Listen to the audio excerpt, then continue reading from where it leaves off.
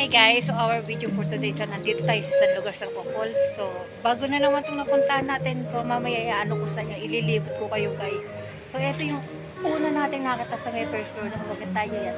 May taniman ng dragon fruit, so ang ganda niya guys. So habang naghihintay tayo ng order, kailangan pag pumasok ka dito, free siya, pero kailangan mo umorder na inumin.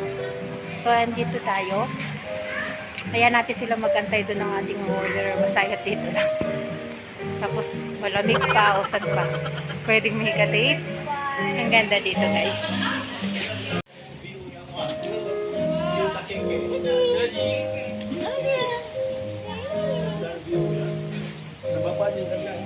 Tapos doon siya guys. Sasakyan.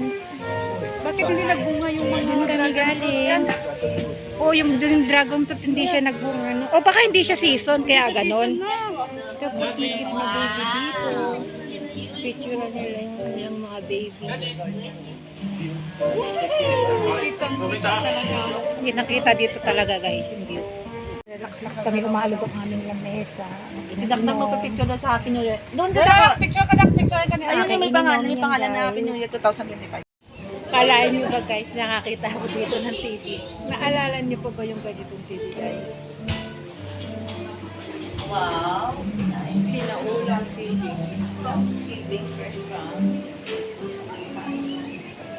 Tapos ayun yung Christmas tree. Tapos habang nanunudain yung mga lola guys. Alam nyo ba guys, dumayo kami dito. Wala siyang entrance guys. Pero Sarap ng jasmine. ang ano niya, yung Alam mo inumin yung niya, smooth siya talaga yung guys. inumin na juice na jasmine. Ganito din yung lasa niya.